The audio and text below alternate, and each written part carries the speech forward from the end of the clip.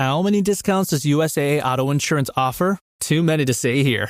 Multi-vehicle discount, safe driver discount, new vehicle discount, storage discount, legacy. How many discounts will you stack up?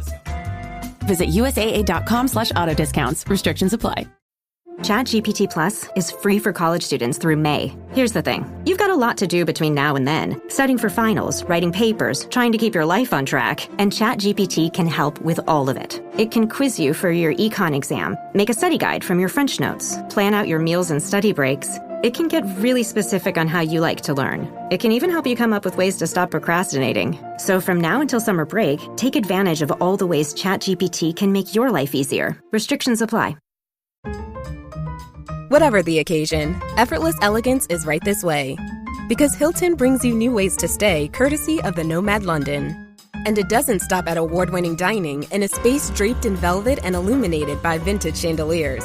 No, this day goes beyond with unparalleled personalized service and attentive hospitality. Oh, and did we mention the Nomad London can be booked using your Hilton Honors points at Hilton.com? Hilton, for this day. Bare naked, bare naked, bare naked. ABCs.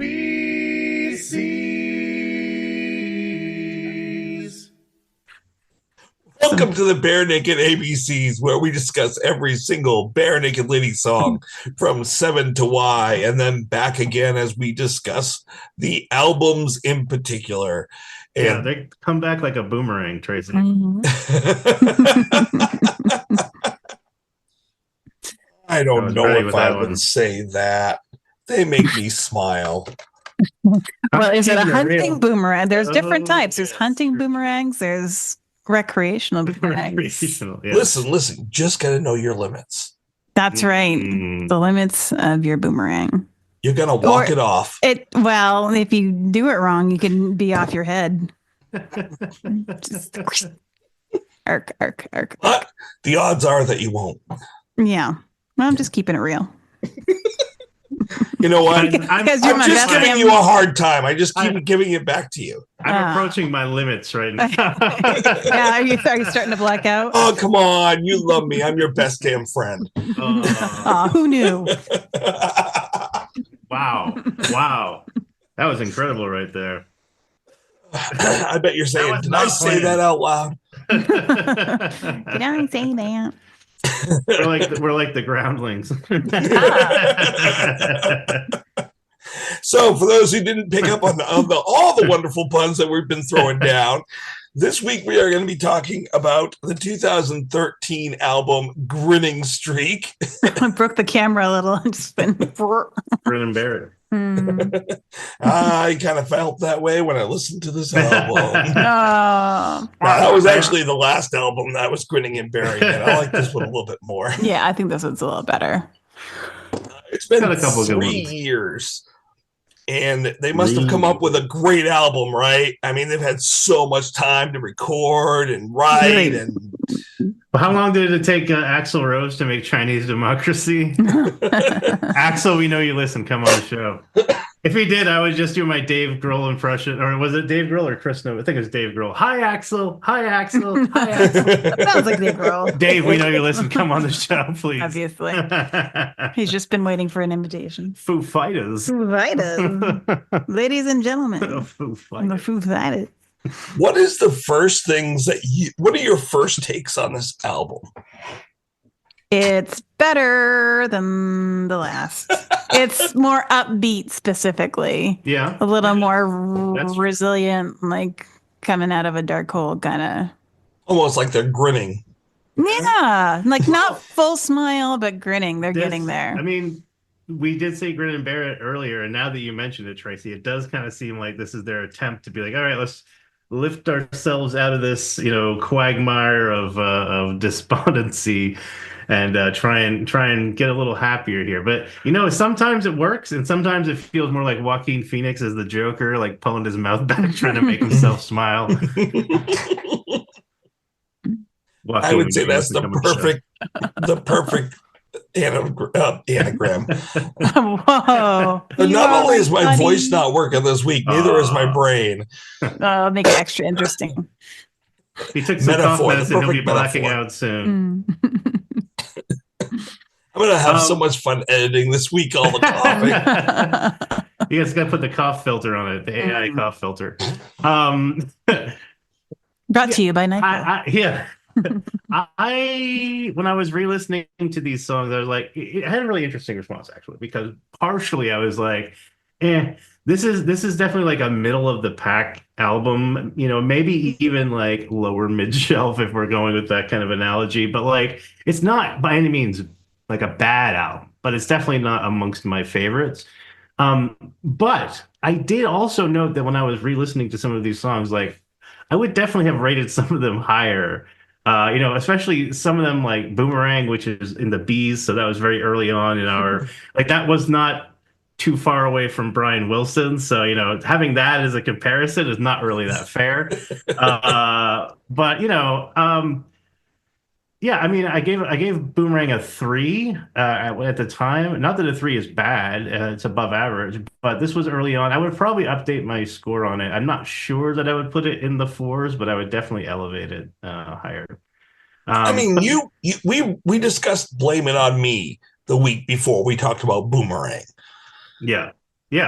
So I mean, it was definitely in amongst a lot of really, really good songs, and I was also still, I think, probably hedging a little bit and not inclined to give things like a 5 because I wanted to leave some headroom for like songs that were better or blew me away. So I was still kind of like being a little conservative. Maximum headroom. Oh, Max headroom, Matt Frewer, come on the show. We know you listen.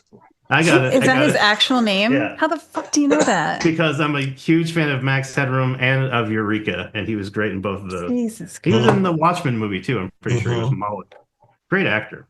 Oh, he actually was an amazing. And he was Rasmussen in Star Trek: The Next Generation. Nice. Yep. So yeah, we are aware of your body of work, Matt Frewer. Please come on the show. We know you listen. If he turns out to be a VNL fan, that'd be a good get.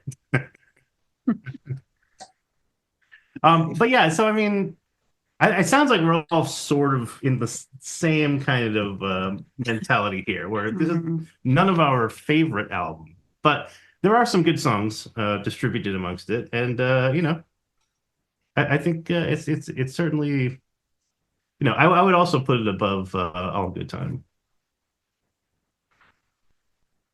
Okay, I mean, I would put it above All in Good Time. Don't get me wrong on that one. Sorry, I'm looking at Max Frewer real quick. Welcome to the ADHD BNL podcast. Yes. Now, there was one more thing I wanted to check and see if he did. And I was like, no, could be. I have to be wrong about that. Yeah, he was on St. Elsewhere. Yeah. Oh, wow. So was Howie Mandel. He played a character named Pee-wee.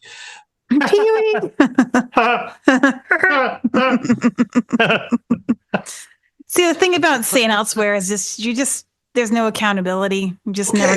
Yes, he was also in Monty Python's The Meaning of Life. I thought I remembered seeing him. He was one of the executives that jumped out of the Men in Oh, yes. It's Raining Men. No, that's a different album. The song about jumping. Ooh. But I'll be honest, I always mistake Matt Frewer for the guy who played not Baracus. B.A. Baracus? No, the guy on A-Team. No, it's not Baracus. Murdoch. Okay. Well, Murdoch, yes. Played Moloch. It's pretty close. I always confuse those two. So okay. Yeah. And did Matt Frewer also have a part on Murphy Brown, or is that a different? I used to watch that back in the day. I think he did. I want to say he. Yeah, I want to say he was. He's been in a lot of stuff. Yeah. He's one of those character actors that kind of pops up. You're like, oh, cool. Oh, yeah. That's the other reason I hated him for a long time. Sorry. What's that? He did Lawnmower Man too. Look, we can't blame that on him. Blame it on me. Fails. Well, actually, that is actually very, very accurate for this episode as well, because on the deluxe edition of this album, they added some more tracks. We did talk about before blacking out Fog of Writing and Who Knew, but on the Canadian iTunes, they included a new version of Boomerang. On the deluxe Grinning Streak in 2014, they did an acoustic version of Odds Are, which I don't think is as good. This is one of those, they had like a period, you know how like Picasso had his blue phase and stuff like that? Like they had the phase of, we're going to release 10 different versions of this album. They released Smile on acoustic. And then they re-recorded Blame It On Me acoustic. Accused. Yeah, I don't. Why? Now, I will say the Blame It On Me acoustic is actually really good. You do miss Steven's voice in there. You do. But what Kevin is doing on the instruments that he's doing, you're like, actually, I kind of like this. I wish I could take the old and blend it with the new. That'd be cool. That'd be cool. Little of this, little of that. Yeah, I don't know. It's pretty cool, and I love it. So I'm there for that. Here's my problem with this album, and it's honestly it's a pretty big trouble with Tracy. When you go looking down through who wrote the songs. You've got Ed Robertson, Eddie Robertson, Ed Robertson, Ed Robertson, Ed Robertson, Ed Robertson, Ed Robertson, Esquire, Kevin Griffin. Oh, sorry, Kevin Hearn. Ed Robertson. But he was on there. He was on Ed Robertson. Griffin was on there too. Now, granted, so Ed wrote. Kevin did Daydream, and did Ed do everything else? Yeah. Wow. Well, he combined with Kevin Griffin. Okay, so there are some songs on here that he combined with Kevin Griffin and that he combined with Zach Malloy. But he literally 8 years earlier had told Steven, you're not allowed to do any more collaborations with anyone on our records. Well, things change, Tracy. People grow. Like that is just a little the only constant is change, Tracy. Wasn't that a Ben Folds song? Like they broke up the band, then reformed without me the next day. Army. Yeah, that's right. Oh, I love Army. I haven't heard that forever. Yeah, I love that song. On the show. But I absolutely hate like that choice. Like Ed, if you're gonna say that no one should be, you have two other really great musicians and writers in your group. Why are you not collaborating with them on the songs? A little like that's true. I mean, we don't know for sure because maybe they were going through a dry spell and didn't really have anything, but I mean, or they wanted to keep it because I know they were doing solo projects right at the time. Just gonna say, I'm gonna look up right now when the other solo projects came out. So that could be. I mean, I don't want to be blaming it on Ed or the rain. Yeah. But maybe they were all kind of going through the fog of writing and needed to take some time. That's got to be at least their third song about writer's block. Yeah. You said that you weren't too fond of songs about writer's block. I think it's a well that's been already tapped dry quite frequently. Well, there's a reason for that. I think. Well, yeah. You get frustrated and you start writing about how you can't write about anything. I don't. It's like the cat chasing its tail. Yeah. I don't know. I don't know. I don't know how to do that for a living. It probably does suck, but there was one song that I did like that was about writer's block. Yeah, I can't remember which one it was though. It really must have made an impact on me for me to just forget. I think it was on. I think it was a Steven song. Blayman. Yeah. Oh, Running Out of Ink. Yes. Running Out of Ink. Yes. Yep. Which I fucking love that song. So That's a well done version. He put some stank on it. I love how it wasn't just like the vocals, especially towards the end, and you get the Beach Boy harmonies. Like that. That's just a gorgeous song. Definitely unhinged. Okay, so I miss Steve. In 2011, already we're only 2 albums into this. Oh, I do. I miss him already. So Kevin wrote Cloud Maintenance in 2011. Okay. So during this period of time when they were, they had just finished All in Good Time, wrote Cloud Maintenance and released Forgot all it. about that. And then 2013, we have this album. And then the next year, he releases Days in Frames. Okay. I think it's fair to say that he easily could have taken the songs that were rejected and put them into Days in Frames. Maybe it's a Tim Robinson Saturday Night Live. I think you should leave situation. Maybe. I just feel like there's not enough Jim and Andy on this album. I agree. Wait, did you say Andy? Sorry, Jim and there's not enough Andy either. There's not enough Andy on most of these albums. Yeah. There's not enough Jim and Kevin. Yeah. And considering that they just had rediscovered themselves and introduced themselves to the world, and that album had so many Kevin and Jim songs on it. Yeah. And then you come back and there's only one, and I would say extremely weak Kevin song on this album. I like it more when I listen to it now. Like I gave it like a 2.7. That was not very kind to Daydreaming. And when I listen to it now, I would put it in the 3s. It's not a bad song. I like it. But yeah, I mean, it's not his best either. Maybe because with All in Good Time, there was a lot more of Jim and Kevin. Maybe Ed had a bunch of songs that he had to kind of put on hold because he wanted to give them a chance to use some of the material. And then he's like, well, I got all these songs. Let's just do another album. But you said there was like 3 years between. I don't know. Yeah. I don't know. It could have been my best guess would be like Ed had a bunch of songs in his pocket that would have gone on All Good Time, but he was trying to give some space for the others. And then you combine that with maybe the brothers Cregan and solo projects or whatever. It could just be that it shook out that way. Like I have difficulty believing, maybe just because he's Canadian, that Ed would be like, "No way, you can't put your songs on here, you hoser. Why don't you go run down to Timbers, give me some Timbits?"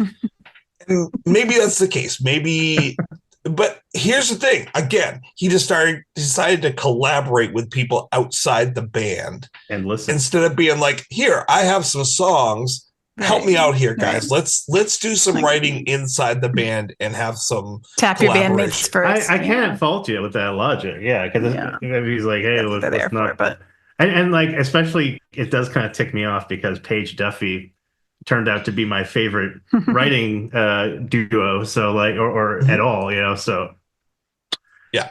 You're not allowed to write with him on our albums anymore. He was too good. It was too good. Maybe they were a little jealous. They're like, wow, Paige Duffy. Which, by the way, have they worked together post BNL? Mm-hmm. Yep. Well, okay. Yeah. No, not even so. If we're gonna, we will get. Holy yeah, I'm getting excited over here. Sorry. We will get to the Vanity Project. However, that wasn't post that's what BNL. Vanity Project did. Okay, but it was side project outside of BNL. Yeah. Well, I'm very excited for that. Oh yeah, and it's almost like that was hold on to your Canadian seats. that came out when the band decided no outside writing, and so Steven's like, okay, well, I'll just do this outside job here, this with Duffy over here, and then it did pretty well, and then I can't imagine that went over well with the band. Well, I mean, maybe let the 2 brilliant songwriters have their songs on your album. I mean, they had a lot of really good songs. Mm-hmm. So, just saying, keeping it real. Maybe they'll be releasing another album. Steven, please. That would be very, very nice. He is working on one. Yes, that's what he keeps saying. I want to see it. Ed McMahon. Yes. Yes. You are correct, sir. Are you making fun of the fact that my voice is really raspy tonight? Yes. Microscopic bacteria. All right. And don't come back from the dead and hurt me. So what do you think? Reorder? Yeah. Does anyone want to talk about a reorder? I thought Limits was actually a pretty decent opener. I would probably put Odds He Are doesn't like it. as my start of side B song. I think Odds Are is kind of it has a nice feel to it, like coming back in, new side. Bam. And then Okay. Keeping It Real, I really like that song. I might end the album with that song. Oh, okay. Other than that, not much. I was looking at songs that I rated pretty low, and yeah, most of them I would probably put up. So I don't know if I would really cut anything per se. Maybe Fog of Writing. 2.85. Wait, you cut Fog of Writing? Maybe. I did notice, Crawl, I initially rated incredibly low. I think I gave it a 5. Yeah, you did. You gave it a 5. Well, love that song. So of the songs that I listened to and said, wow, why did I rate that so low? I would rate it much higher. This was the one that would have the most significant shift. I'm not sure I would give it a 5, but I would probably give it more than a full point upgrade. So I would probably put it in the 4s. It would probably go on my best playlist. I really like the song. I don't know what the hell. Maybe I was having a bad day. It was just way too relatable for me. So I just felt it, and the musically, effects wise, lyric wise, it's all there for me. Very good song. I mean, I don't know why I was so. What's wrong with you? So mean to it. Snap out of it. Well, I'm wondering if it's also with the placement of the song. Yeah, that could be too. If you're listening to it, you're coming out of Smile, which puts you in a really good place, and then you go into Crawl. Let me get into that dark and existential shit. Well, the thing is, that's my jam, though. I like the dark existential stuff. That's what I'm saying. I'm not sure I knew that about you. In comparison to Smile, you came out of Smile and you're like, oh, this is my jam. Yeah. yeah, that's probably what it was. I was listening to it and I was like, and then I heard Crawl. I was like, yeah, that's pretty good. So I don't know. I would definitely rate that at least a 4. I would definitely rate it much higher than I did. 4. But I would probably still end with Keeping It Real. That's probably my favorite song on the album. But it's close. Like Limits is really good too. Boomerang, it's a pretty dark song to finish off the album with too. Like, look who you're talking to. I know. Have you met me? Not disagreeing. I'm just saying, like, look, my favorite album is OK Computer, and it ends with like a wrist-cutting, terrible, sad depression song. Listen, I hate you all. Fuck you for not being atheists. A real up song. Yeah, I don't know how you can follow Crawl, so I support that as the last song. But true. I don't know, as for an opener, like I really like Limits, like the audio effects on it, but tempo wise it kind of drags for me. Yeah, it could be a little probably one of the singles, Boomerang or Odds Are. Solid. Yeah. Odds Are, yeah. Odds Are. E. Any other changes? Would you remove any songs? They're all, like you said, they're all kind of middle of the road. Yeah, so I think flow wise, other than Crawl, everything was kind of like, C students, C plus, B minus.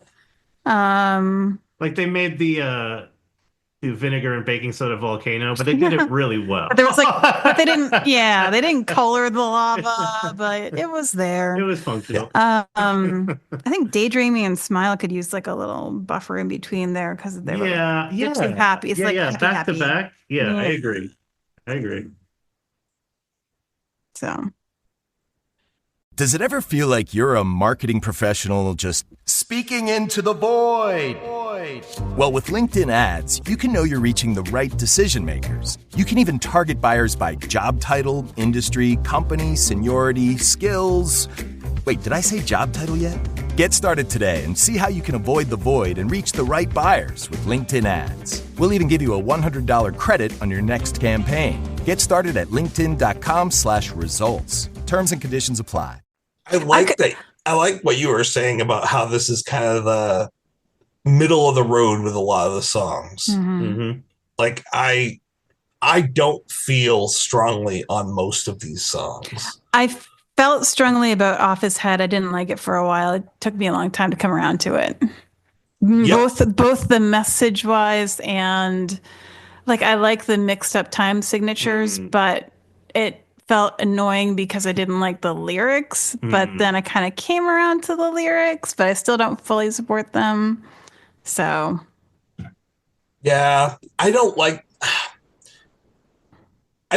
offbeat, literally, odd time signature type stuff, but the Daddy's Off His Head, like that whole thing, it kind of trips you a little, makes me dislike the song. Yeah. Like it it's probably that's what I like best about. Well, no, see, and I liked it, but I didn't like. I like the time signature and the messed up. Yeah. But I didn't like.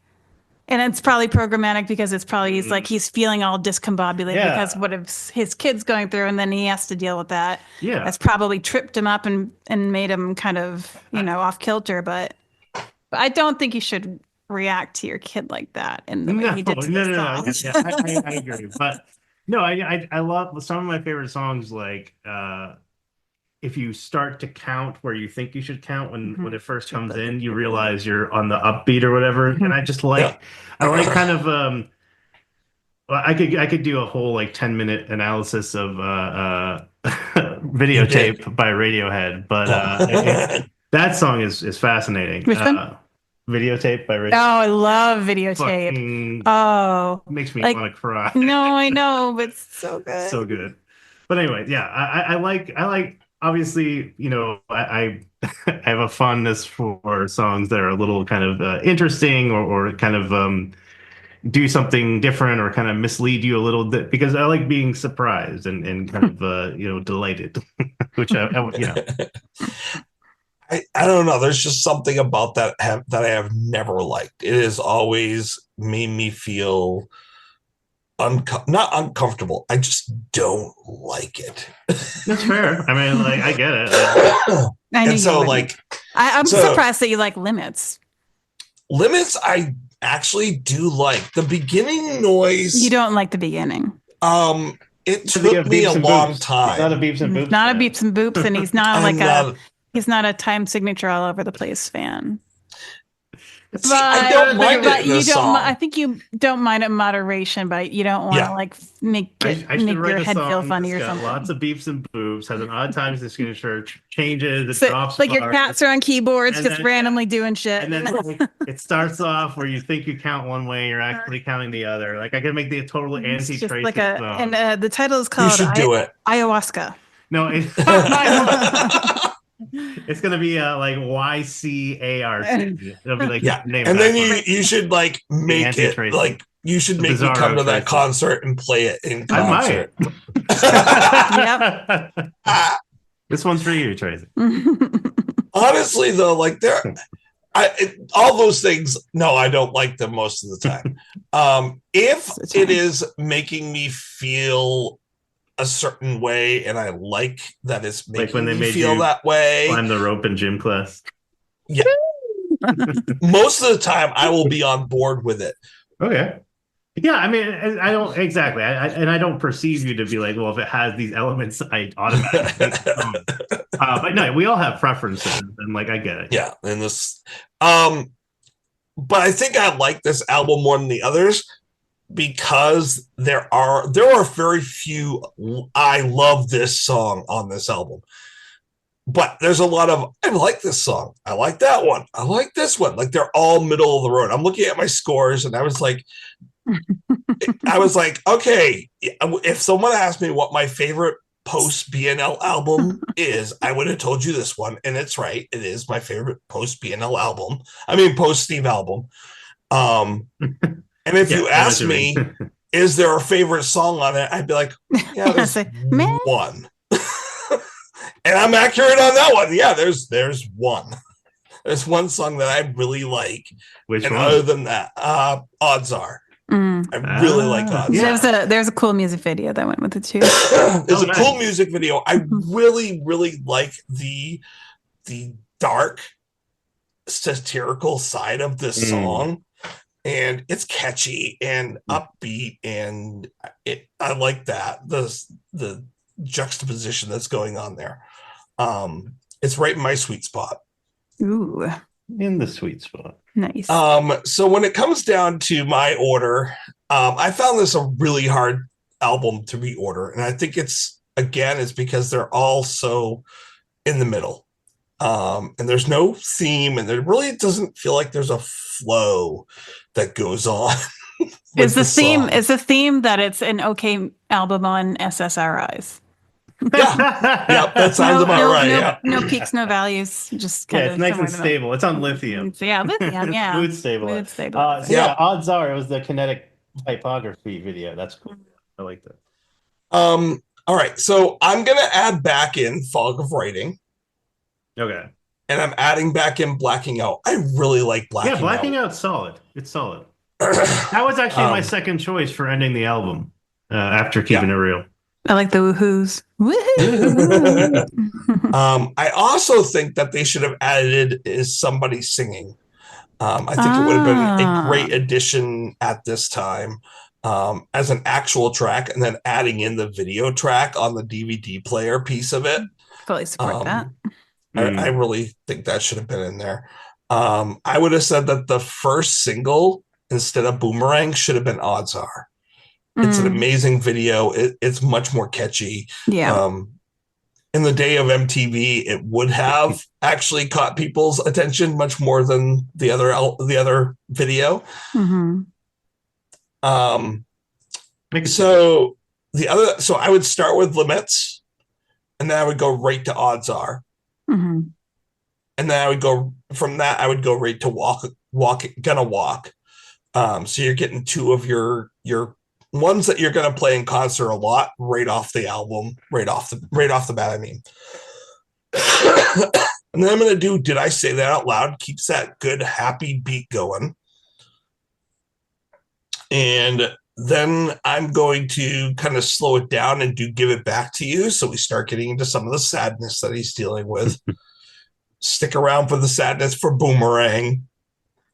Fog of Writing is sad and existential a little bit, but it's also upbeat. So I wanted that in there at that point.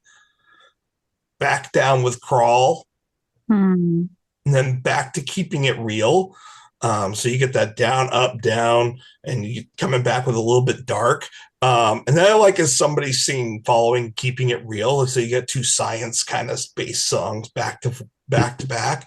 And then I wanted kind of this nice ending. So I have Blacking Out, which is a good, not a feel-good song, but it is a good upbeat song. Yeah.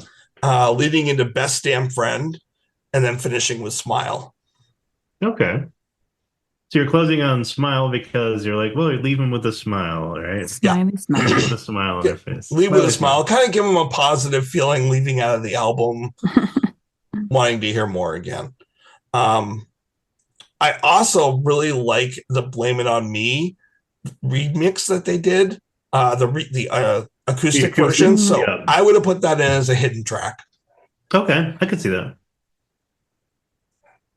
So that's what I would have done with it. Again, I'm not coming into this rescheduling and going, this is gonna fucking rock your socks off. Super opinionated about this album in general. That's the thing. It's very middle of the pack. You know? It's fine. It's fine. It'll do. That'll do, Pig. And that's the sad thing is when the best album in this era is the middle of the pack. I'm not sure that I agree this is their best post, Steven. I'm trying to think. I'd be curious to look at our ratings. Actually, is that on our sheet? It is. For you, okay. So, are you thinking for you? What was your? Yeah, I'm just curious what my. Hold on. So, Grinning Streak, I gave. Yeah, I gave Silver Ball a higher score than Grinning Streak. Yeah, you did. That's incredible. I would not have guessed that. You gave All in Good Time a better score than Okay, I believe it. Because honestly, I'll say this. I said that I might like this better than All in Good Time, but when I think about it, like, there are a couple songs on All in Good Time that were really, really, really good. And this one is very stable. It's very, matter of fact, this is your least favorite post-Steven album. Is it really? Yeah. Oh wait, no. Sorry. Fake News is just below it. Okay. Fake News. But all of the other ones are above it. I mean, even in flight. Detour de Force is pretty good. Yeah. I think Detour de Force is arguably better than this. I think even you might have to agree with me on that. That's what I was thinking. Let me see. I can tell you factually. How quickly my how the turntables. Actually, yeah, no, I do I do say Detour de Force is better than this. I agree. I think Detour de Force has a lot of really good or really bad. Yeah, I think it's more of a mixed bag. Like I said, this is a very stable album. This one is like most of the songs are like they're fine. And then there's like a couple that I like quite a bit. But like, yeah, I think it's not like, and again, none of these are rated like, I think my lowest rated album, well, aside from, let's see. And again, I'm looking at all the other ones. Mm-hmm. I agree with you that my scores, except for 2, all my scores are higher for all the albums except Grinning Streak. It's just Grinning Streak is like all the scores are almost exactly the same as my average for this. Like they're right there in the middle. And I think that it was just, yeah, I like that. Yeah, I like that. Yeah, I like that. There were no songs that I was like, I really despise this song. And the ones that I did despise, I got rid of. I think Bare Naked for the Holidays, Snack Time. There's only a couple that I rated below this one. And again, it's not like I hate or even dislike this album. It's just I didn't leave much of an impression on me, I think, because most of the songs just kind of went in one ear and went out the other. And it was because like if a song had been super bad or like offensive, I probably would have remembered it more. So it's like they're fine. It's fine. Who knew? Who knew? Did I say that out loud? But Who Knew is one of the ones I was like, I'm not adding that back in. Like, I honestly don't like Who Knew. I wouldn't miss it. I honestly didn't like Daydreaming. I honestly didn't like Off His Head. Like, I didn't gone. The first time I heard it, but I like Daydreaming more now. I've softened up on Daydream quite a bit. I just don't. You know what? It's not so much I don't like it. I feel like it's a Kevin song. And I feel like it belongs on a Kevin record. Ooh, come on. I feel like Kevin has better B&L songs that he could bring to the table. I think that this album, as you said, needed more of the rest of the boys. So I actually am glad that there's at least one Kevin song on there. I think that Kevin has more B&L type songs that he could bring to the table, like more songs that I would expect on a B&L album, like Bag of Bones, like odd, quirky stuff that he can make interesting. Yeah, it just felt a little generic to me. It's no passcode. No, I'll put it that way. But it's a good song. It's a fine song. It's all right. And I mean, inoffensive, is that no? I'm actually using fine as a. Like, it's fine. It's fine. Not the fucked up, insecure, neurotic, and emotional version. Nice. Wow. Someone told that to me a long time ago, and I remember. I'm going to have to remember that. Like, wow. Well, on that wonderful note, we're going to get kicked off, so we'll kick everyone else off. Okay? And we will be coming back in a couple of weeks to discuss Silver Ball. Papa, can you hear me? Do you want to build this? Yeah. No, man, it's Fiddler. I know. God damn it. Why are you muted? Yeah, okay, now he's faking us out. Yeah. I can see. Yeah. I can see the micro expression. I can see the bullshit coming out of your face. I can see the Come on. Yeah, I can hear you breathing, asshole. See, I can hear the wheeze. How you doing? Wow. I honestly have very little voice tonight, though. Are you serious? Yeah. Oh, no. Yeah. I'm sorry to hear that. Oh, my God. Yeah, I think we're going to have to cancel. I mean, I don't think people want to hear me anyway, but Stop it. You have a beautiful Wolfgang Jack. So beautiful. Wolfgang Jack. Wolfgang Jack. Oh, my brain. That's right, baby. Wolfman Jack. You got the graveliness. It's nice. You get that nice Wolfgang Puck voice. Wolfgang Puck voice. I'm just melding people together. Well, we can just power through and make it a quick one. It's a quickie. Yeah. Hey, every now and then a quickie is okay. Hey. Check. Jesus. Checkity, check. Is that my voice? Did I do that? Sometimes all people want is a quickie. That's something. Just gotta scratch that itch. All right, we are rolling.